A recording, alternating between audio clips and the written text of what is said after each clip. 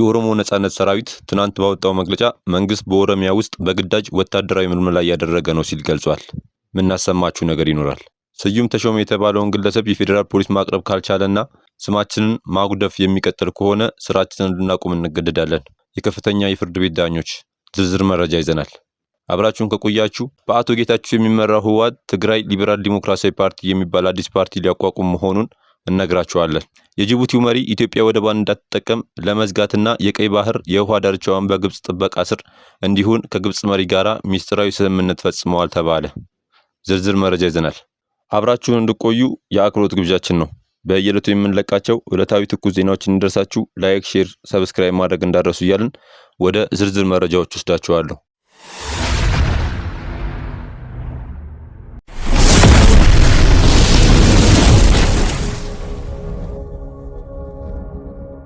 የኦሮሞ ነጻነት ሰራዊት ትናንት ባወጣው መግለጫ መንግስት በኦሮሚያ ውስጥ በግዳጅ ወታደራዊ ምልመላ እያደረገ ነው ሲል ገልጿል። በመግለጫው ከቅርብ ወራት ወዲህ እያንዳንዱ ቀበሌ 30 ግለሰቦችን ለውትድርና እንዲመለምል ግዳጅ የተጣለበት መሆኑን የጠቀሰው የኦነግ ሰራዊት ይህንን ኮታ ለመሙላት በግዳጅ አፈሳ እየተከናወነ መሆኑን አስረድቷል። በዚህ የተነሳ እድሜያቸው 12 እና 13 የሆኑ ታዳጊዎች ጭምር ከትምህርት ቤት፣ ገበያና ሌሎችም ቦታዎች ታፍሰው በተለያዩ ቦታዎች በእስር ላይ እንደሚገኙ ገልጿል። ከእነዚህ ማጎሪያ ቦታዎች ለማምለጥ የሚሞክሩ በመንግስት ኃይሎች በጥይት እንደሚመቱም አስረድቷል። በመግለጫው ውስጥም በመንግስት ታፍሰው ከተወሰዱት ውስጥ 100,000 ብር መክፈል የሚችሉ ቤተሰቦቻቸው ያላቸው እንደሚለቀቁም ጠቅሷል። ኦነግ ባወጣው ክስ ላይ የኦሮሚያ ክልልም ሆነ መከላከያ የሰጡት ምላሽ የለም።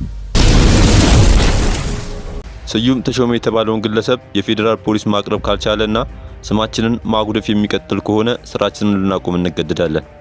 የከፍተኛ የፍርድ ቤት ዳኞች ፌዴራል ፖሊስ ለሶስተኛ ጊዜ አክቲቪስቱን ማግኘት አልቻልኩም ብሏል። ዳኞች በበኩላቸው ለፍትህ ስርዓቱ ያለውን ንቀት ማሳያ እንደሆነ ተናግረዋል። ስዩም ተሾመ የተባለው አክቲቪስት የአቶ ዮሐንስ ቧያሌውና የአቶ ክርስቲያን ታደለን የክስ ሂደት አስመልክቶ በችሎቱ ላይ አሉታዊ ተጽዕኖ እየፈጠረ ነው በሚል ፍርድ ቤቱ ግለሰቡን ስነ ስርዓት እንዲያስይዘው መጠየቃቸውን አስመልክቶ በቅርቡ መዘገባችን ይታወሳል። ጉዳዩን እየተመለከተው የሚገኘው የፌዴራል ከፍተኛ ፍርድ ቤት ልደታ ምድብ የሽብር ወንጀል ችሎት አክቲቪስቱ ቀርቦ ምላሽ እንዲሰጥ ለፌዴራል ፖሊስ ትዕዛዝ ሰጥቶ ነበር። ይሁን እንጂ ስዩም ተሾመ የተባለውን ግለሰብ በዛሬው ዕለትም ለሶስተኛ ጊዜ የፌዴራል ፖሊስ ግለሰቡን አላገኘሁትም በሚል ምላሽ ሰጥቷል። የችሎቱ ዳኞች በበኩላቸው የፌዴራል ፖሊስ ግለሰቡን ለደህንነቱ ሲባል አጀባ እያደረገለት እንደሆነ ይታወቃል። ነገር ግን ፍርድ ቤቱ እንዲያቀርበው ትዕዛዝ ሲደርሰው አላገኘሁትም የሚል ምላሽ መስጠቱ በፍትህ ስርዓቱ ላይ ያለውን ንቀት የሚያሳይ ነው ብሏል። አክለውም ግለሰቡ መሃል አዲስ አበባ ተቀምጦ የፍርድ ቤቶችን ዳኞች ስም ሲያጎድፍ እየዋለ ነው። ከችሎቱ አቅም በላይ ሆኗል። ስለዚህ የፍርድ ቤቱ የበላይ አመራሮች ጉዳዩን ለማስቆም አለመሞከራቸው ያሳዝናል ብለው በዛሬው ችሎት ላይ እንደተናገሩ የተለያዩ ሚዲያዎች ምንጮች ጠቁመዋል። አሁንም ግለሰቡ በፖሊስ ተይዞ ካልቀረበና የዳኞችን ስም የሚያጎድፍ ከሆነ ስራችንን ልናቆም እንገደዳለን ሲሉ ተናግረዋል። አቤቱታውን ያቀረቡት አቶ ዮሐንስ ቧያሌው በበኩላቸው የአቃቢ ህግ ምስክሮች ለደህንነታቸው ሲባል የስም ዝርዝራቸው እንዳይደርሰን ተከልክለን እያለ በአቃቢ ህግ አቶ ኢዮስያዳ በጀ በኩል ለአቶ ስዩም ተሾመ ተሰጥቶት በማህበራዊ ሚዲያ ማን እንደሚመሰክርብን ነግሮናል። ፍርድ ቤቱ የሚቀጣንንም ቅጣት ከወዲሁ ግለሰቡ እየነገረን ነው። እኛ በህግ ቁጥጥር ስር እያለን ይህ ሁሉ ዘመቻ ሲፈጸምብን ፍርድ ቤቱ ለምን ማስቆም አልቻለም ሲሉ አቤት ብለዋል። ችሎቱ በበኩሉ አሁን ጉዳዩ ከእናንተ ወጥቶ የፍርድ ቤቱ ጉዳይ ሆኗል። ከዚህ ችሎትም አልፎ አጠቃላይ የፍትህ ስርዓቱን የሚመለከት እየሆነ ነው። ለፌዴራል ፖሊስ ደጋግመን መጻፋችንን ታውቃላችሁ። ማቅረብ የሚችለው ፖሊስ ነው። ፖሊስ የፍርድ ቤቱን ትዕዛዝ ካልፈጸመ የፍትህ ስርዓቱ ጥያቄ ውስጥ እንዳለ ይጠቁማል። ለጊዜው ይህ ችሎት ማለት የሚችለው ይህንን ብቻ ነው ሲሉ ዳኞች በምሬት ተናግረዋል። የፌዴራል ፖሊስ ለአራተኛ ጊዜ ስዩም ተሾመን አስገድዶ ፍርድ ቤት እንዲያቀርብ ችሎቱ ለሚያዝያ 30 ቀን 2017 ዓ.ም ተለዋጭ ቀጠሮ ሰጥቷል። በአቶ ጌታቸው የሚመራው ህወሓት ትግራይ ሊበራል ዲሞክራሲያዊ ፓርቲ የሚባል አዲስ ፓርቲ ሊያቋቁም ነው። በአቶ ጌታቸው ረዳ የሚመራው ከህወሓት የተከፈለው ቡድን አዲስ የፖለቲካ ፓርቲ ለማቋቋም በሂደት ላይ መሆኑን ከአመራሮች መካከል አንዱ ለኢቢሲ ገለጹ።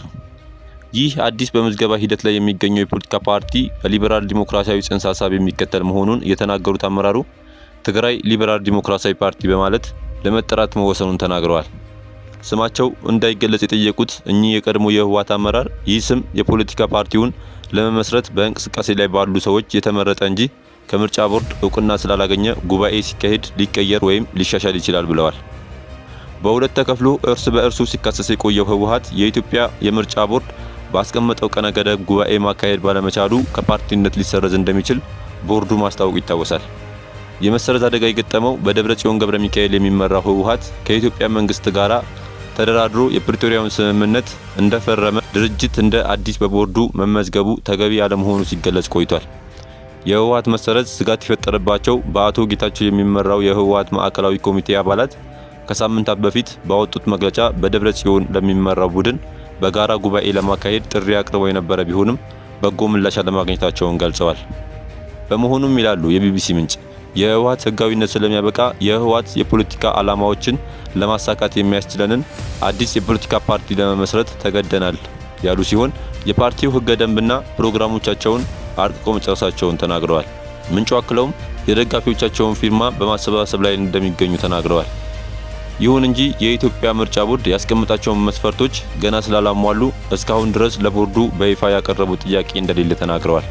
የኢትዮጵያ ምርጫ ቦርድም ይህ ስብስብ ለምዝገባ እየሄደበት ያለውን ሂደት እንደሚያውቅ ምንጩ ለቢቢሲ ተናግረዋል። ይህ በምዝገባ ሂደት ላይ የሚገኘው ፓርቲ ክልላዊ ፓርቲ እንደሆነ የተናገሩት ግለሰቡ ከኢትዮጵያ ምርጫ ቦርድ በግንቦት የመጀመሪያ ወር ላይ ቅድመ እውቅና እናገኛለን ብለው እንደሚጠብቁ ተናግረዋል። የትግራይ ሊበራል ዲሞክራቲክ ፓርቲ የመሰረቱ ካሉት አንጋፋ ሰዎች መካከል የትግራይ ክልል ጊዜያዊ አስተዳደር ፕሬዝዳንት የነበሩት አቶ ጌታቸው ረዳ፣ የህወሓት ፖሊት ቢሮ አባል የነበሩትና የህትመት ዋና ስራ አስፈጻሚ አቶ በየነ መክሩ እንዲሁም ፕሮፌሰር ክንድዬ ገብረ ህይወት እንደሚገኙበት ታውቋል። አሁን ህጋዊ እውቅና ለማግኘት እየተንቀሳቀሰ ያለው ፓርቲ በሌተና ጀነራል ታደሰ የሚመራው የትግራይ ጊዜያዊ አስተዳደር የአንድ ዓመት ጊዜ ካበቃ በኋላ ክልላዊ መንግስትን ለመመስረት በሚደረገው ምርጫ እንደሚሳተፍ ምንጫችን ገልጿል። አዲስ የሚመሰረተው ትግራይ ሊበራል ዲሞክራቲክ ፓርቲ ከኢትዮጵያ ምርጫ ቦርድ እውቅና ካገኘ በኋላ ከባለ ሀብቶች እስከ የቀን ሰራተኞች ድረስ በአባልነትና በአመራርነት ተቀላቅለው ሊሳተፉበት እንደሚችሉ ተናግረዋል። ከፓርቲው መስራቾች አንዱ የሆኑት አቶ ጌታቸው ረዳ የጠቅላይ ሚኒስቴሩ የምስራቅ አፍሪካ ጉዳዮች አማካሪ ሚኒስቴር እና ፕሮፌሰር ክንድዬ ገብረ ህይወት በሚኒስቴር ዴኤታ ማዕረግ የትምህርት ሚኒስቴር አማካሪ ሆነው በጠቅላይ ሚኒስቴር አብይ አህመድ መሾማቸው ይታወሳል። ቢቢሲ እየተመሰረተ ያለው ፓርቲ ከብልጽግና ጋር የሚያገናኘው ነገር መኖሩን የጠየቃቸው ከመስራቾቹ አንዱ የሆኑት ግለሰብ ትግራይ ሊበራል ዲሞክራቲክ ፓርቲ ከብልጽግና ጋር ልክ እንደ ሌሎች በሀገር ውስጥ እንደሚንቀሳቀሱ ፓርቲዎች ተባብሮ ለመስራት ይችላል እንጂ የሚያገናኘው ነገር የለም፣ ገለልተኛና ነጻ ፓርቲ ነው ሲሉ መልሰዋል። በ1967 ዓ.ም በደደቢት በረሃ የተመሰረተ ህወሓት ከትግራይ ጦርነት በኋላ ባጋጠመው የአመራር ቀውስ ለሁለት ተከፍሎ እርስ በእርሱ ሲካሰስ ቆይቷል።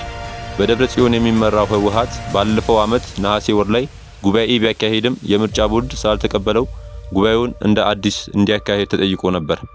ህወሓት እንደ አዲስ አልመዘገብም በማለት የምርጫ ቦርዱን ጥያቄ ውድቅ አድርጎታል። ህወሓት እንደ ፓርቲ በቀጣዮቹ 2 ሳምንታት እውቅና የማያገኝ ከሆነ መዘዙ የከፋ ነው የሚል መግለጫ ማውጣቱን ትላንት አሰምተናችሁ ነበር። የጅቡቲው መሪ ኢትዮጵያ ወደቧን እንዳትጠቀም ለመዝጋትና የቀይ ባህር የውሃ ዳርቻዋን በግብጽ ጥበቃ ስር እንዲሆን ከግብጽ መሪ ጋራ ሚስጥራዊ ስምምነት መፈጸማቸው ተጋለጠ። የግብጹ መሪ አብዱል ፈታህ አልሲሲ ባለፈው ሳምንት ከጅቡቲ መንግስት የቀረበላቸውን ግብዣ ተቀብለው ከኢስማኤል ኡመር ገሌህ ጋራ ተገናኝተው ምክክር ማድረጋቸው ይታወሳል። ከስምምነቶቹ መካከል የቀይ ባህርና የኤደን ባህረ ሰላጤ ዳርቻዎችን የመጠበቅና የመጠቀም ብቸኛ መብት ያላቸው የዳርቻው ተጋሪ ሀገራት ብቻ ናቸው የሚል ስምምነት ይገኝበታል። ይሁን እንጂ አሁን እየወጡ ባሉ ዘገባዎች ሁለቱ መሪዎች ሚስጥራዊ ስምምነቶችን መፈጸማቸው ተጋልጧል። ይህ ሚስጥራዊ ስምምነት ኢትዮጵያ ከኤርትራ ጋራ ወደ ግጭት ከገባች ጅቡቲ ኢትዮጵያ የጦር መሳሪያ ወደ ሀገሯ እንዳታስገባ ወደቧን ለመዝጋት ከግብጽ ጋራ ተስማምታለች። ይህን አስደንጋጭና ሚስጥራዊ የተባለ ስምምነት ያጋለጡት በካናዳ የሚገኙት የጅቡቲው ተመራማሪና ጸሐፍት አብዱርሃማን በሽር ናቸው።